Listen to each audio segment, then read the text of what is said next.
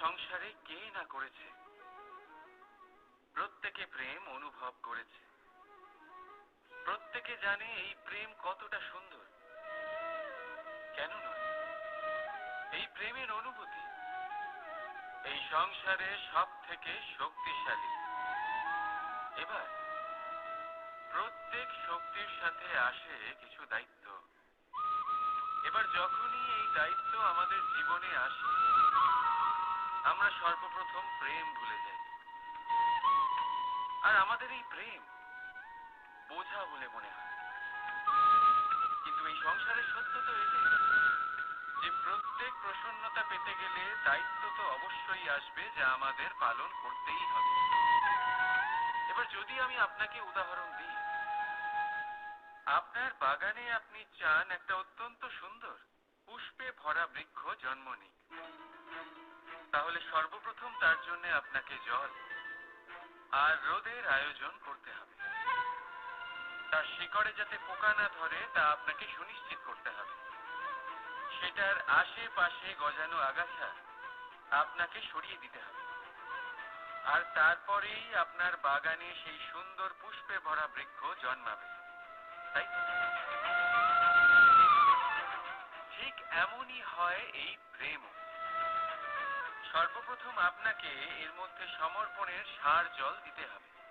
অবিশ্বাস আর সন্দেহ, এই দুই আগাছা আপনাকে পরিষ্কার করতে হবে।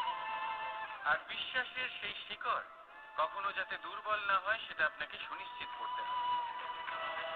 আর তারপরেই প্রেমের বাস্তবিক সুখ আপনি অনুভব করতে পারবেন। রাধা রাধা।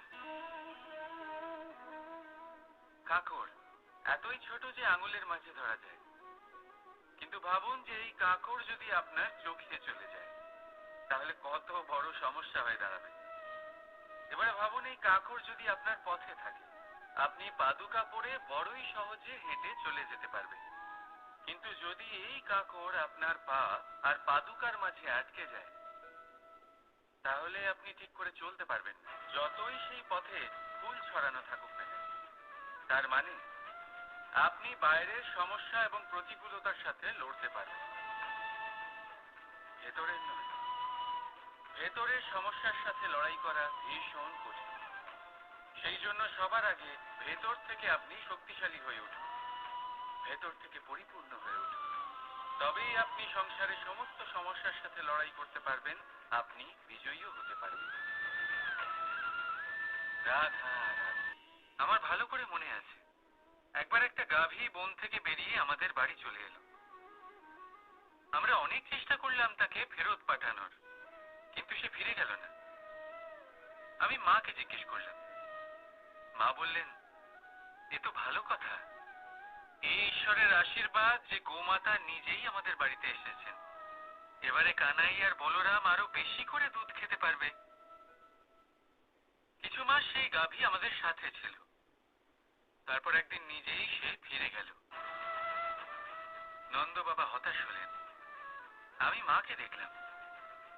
মা বললেন, এ তো খুব ভালো কথা।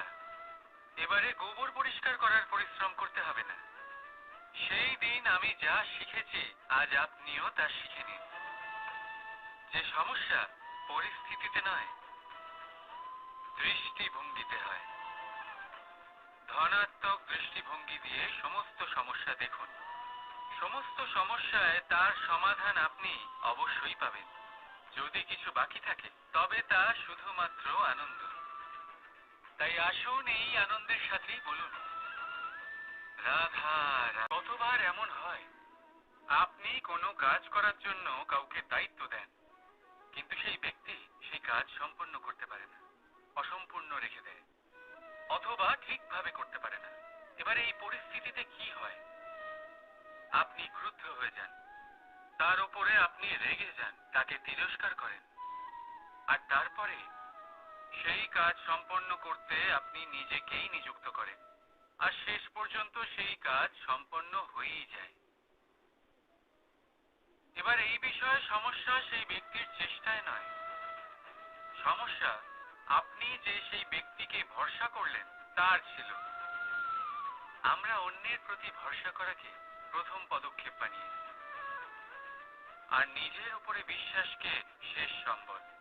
কিন্তু তার বদলে এটাই হওয়া উচিত যে নিজের উপরে ভরসাকে আমরা প্রথম পদক্ষেপ বানাই, তাকে নিজের সহায় মানতে হবে। যদি আপনি এমন করেন তাহলে পরিণাম আরো সুখকর, আরো আনন্দদায়ক হবে।